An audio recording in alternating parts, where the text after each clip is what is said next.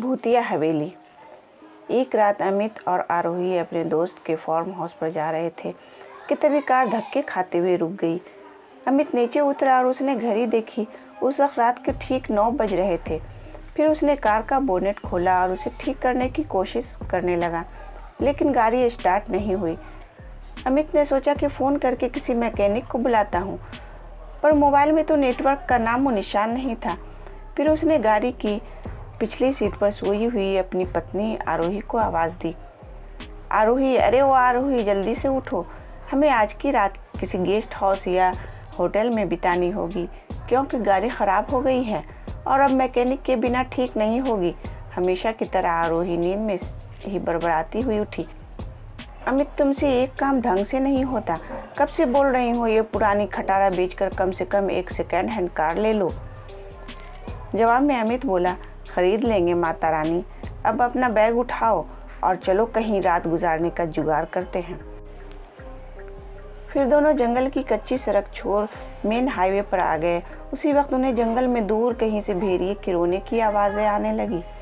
भेड़िए की आवाज़ उस काली रात को और भी डरावना बना रही थी। दोनों लगभग आधा घंटा चलते रहे, पर उन्हें ना कोई लिफ्ट मिली और ना कोई होटल। आरोही बोली, अमित, तुम्हारे बेवकूफ़ दोस्त ने ये कौन से वीरान में फार्म हाउस खरीद रखा है। इस बात पर अमित कुछ कहता उससे पहले ही आसमान में ज़बरदस्त बिजली कड़की। उस आवाज़ से डरी हुई आरोही अमित के सीने से लिपट गई। उस वक्त अमित के चेहरे पर एक मुस्कान चमक गई थी। तेज़ बारिश के आसार नज़र आने लगे थे। तभी चलते चलते बिजली की चमचमाती तेज़ रोशनी में उन्हें एक पुरानी हवेली दिखाई दी। वह दोनों तेज़ी से दौड़ते दौड़ते हवेली के नज़दीक पहुँचे। हवेली की गेट पर उन्हें कोई वॉचमैन नज़र नहीं आया, इसलिए वह दोनों गेट खोलकर हवेली के मुख्य दरवाजे के पास पहुँचे। दरवाजे पर डोर बेल के नाम पर एक पुरानी रस्सी किसी सांप की तरह लटक रही थी। उस रस्सी को अमित ने 2-3 बार खींचा, लेकिन अंदर से किसी भी घंटी की आवाज़ नहीं आई।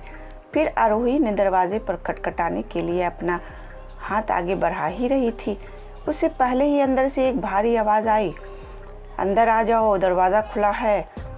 उन दोनों को यह बात अजीब लगी, क्योंकि अंदर से किसी भी घंटी की आवाज़ नहीं आई थी और ना ही उन दोनों ने कोई आवाज़ की थी। फिर वह दोनों दरवाज़ा खोल कर अंदर गए।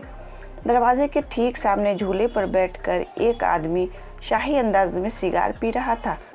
उन्हें देखते ही अमित बोला, सर, हम यहाँ से कुछ ही किलोमीटर दूर हमारे दोस्त का फार्म हाउस देखने जा रहे थे, पर बीच रास्ते में हमारी कार ख़राब हो गई। मदद बुलाने के लिए मोबाइल में नेटवर्क भी नहीं है। क्या हम आपके फ़ोन से एक कॉल कर सकते हैं। झूले पर बैठे उस आदमी के चेहरे पर कोई भाव नहीं था। उसने कहा, ज़रूर कीजिए, टेलीफोन ऊपर के आखिरी कमरे में है। अमित ने उन्हें पहले परिचय देना उचित समझा। उसने कहा, मेरा नाम अमित है और ये है मेरी पत्नी आरोही। जवाब में वह आदमी बोला, मेरा नाम सूरज ठाकुर है, मैं इस हवेली का मालिक हूँ। अमित और आरोही हवेली के शान देखते ही रहे थे कि उनकी नज़र सूरज ठाकुर के पीछे वाली दीवार की सबसे बड़ी फ़ोटो फ्रेम पर पड़ी, जो खाली थी, और पूरे घर में तस्वीरें ही तस्वीरें थीं। उन सब में एक बात समान थी कि किसी भी तस्वीर में कोई भी हंस नहीं रहा था। सभी तस्वीरें बिल्कुल भी भावनाहीन थीं। फिर अमित और आरोही दोनों ऊपरी मंजिल पर गए और आखिरी कमरे में जाकर लैंडलाइन से अपने दोस्त को फ़ोन करने लगे। बहुत बार कोशिश करने पर भी फ़ोन नहीं लग रहा था। तभी आरोही की नज़र उस दीवार पर पड़ी। वहाँ और एक फ़ोटो फ्रेम टंगी थी, उसमें भी कोई तस्वीर नहीं थी, सिर्फ खाली फ्रेम। उन्हें यह बात थोड़ी अजीब लगी। फिर दोनों नीचे गए और सूरज ठाकुर से बोले, आपके लैंडलाइन से फ़ोन नहीं लग रहा है।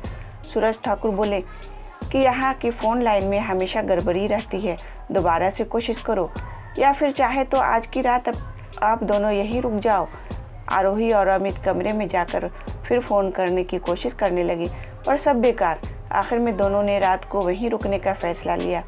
बेड पर लेटते ही दोनों की आंख लग गई। रात के ठीक 1:30 बजे अमित की नींद अचानक से टूट गई और वह एक बार फिर से अपने दोस्त को फ़ोन लगाने लगा, लेकिन उस वक्त फ़ोन पूरी तरह डेड था। हाथ से फ़ोन नीचे रखते हुए अमित की नज़र दीवार पर गई और सामने का नज़ारा देखकर उसके चेहरे से हवाइयाँ उड़ गई, क्योंकि कुछ घंटे पहले देखी हुई खाली फ्रेम में अब उन दोनों की तस्वीर थी। और उसके नीचे लिखी थी उनके मौत की तारीख। उसने आरोही को उठाया और उसे तस्वीर दिखाई। वह बोली, यहाँ कुछ तो गड़बड़ है अमित, हमें अभी के अभी यहाँ से बाहर निकलना होगा। फिर दोनों ने वहाँ से सरपट दौड़ लगाई। सीढ़ियों से वह दोनों तेज़ी से नीचे उतरने लगे, पर उतरते वक्त सीढ़ियों पर उन्हें 4 पैरों की जगह 6 पैरों की आवाज़ आ रही थी। अब वह दोनों काफ़ी डर चुके थे। कुछ भी करके उन्हें बस दरवाज़ा खोल के बाहर भागना था। पर दरवाजे के पास पहुंचने के बाद जब दोनों ने उसे खोलने की कोशिश की, पर उनकी कोशिश नाकाम रही, क्योंकि दरवाज़ा किसी ने बाहर से बंद कर दिया था और अब वह दोनों उस बुतहा हवेली में कैद हो चुके थे। अमित और आरोही दरवाज़ा पीट रहे थे, मदद के लिए चिल्ला रहे थे। उसी वक्त बदकिस्मती से बिजली चली गई और अंधेरे की चादर से सब कुछ ढक गया और चारों तरफ शमशान का सन्नाटा फैल गया। आरोही अपने कांपते हाथों से मोबाइल टॉर्च चालू करने लगी। जैसे ही उसने टॉर्च चालू की, उसकी रोशनी सबसे पहले सामने वाले उस बड़े से फोटो फ्रेम पर पड़ी, जिस फ्रेम को आते वक्त दोनों ने बिना तस्वीर के देखा था।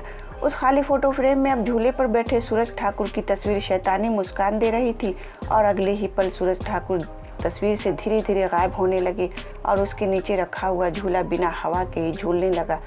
उस भयानक मंजर को देखकर आरोही की घिघी बन गई और अमित बस बेसुध देखता ही रहा। कुछ ही पलों में मोबाइल भी स्विच ऑफ हो गया। अब तक उजाले में आरोही और अमित को वहाँ पर एक दूसरे के सांसों की आवाज़ आ रही थी, पर अब अंधेरे में उन्हें और कई सारे लोगों के सांसों की आवाज़ सुनाई देने लगी। एक एक करके सभी आवाज़ें नज़दीक आ रही थी और कुछ ही पलों में दर्द भरी चीख के साथ उन दोनों की तस्वीर भी बाकी तस्वीरों के साथ हवेली की दीवार पर टंग गई और सूरज ठाकुर झूले पर बैठ के सिगार पीते हुए किसी और मेहमान का इंतज़ार करने लगा। उम्मीद करती हूँ ये कहानी आपको पसंद आई होगी। इस कहानी पे आपकी क्या राय है हमें कमेंट करके ज़रूर बताएं। कहानी पसंद आई हो तो लाइक और शेयर करना बिल्कुल भी ना भूलें। चैनल पर नए हो तो चैनल को सब्सक्राइब ज़रूर करें।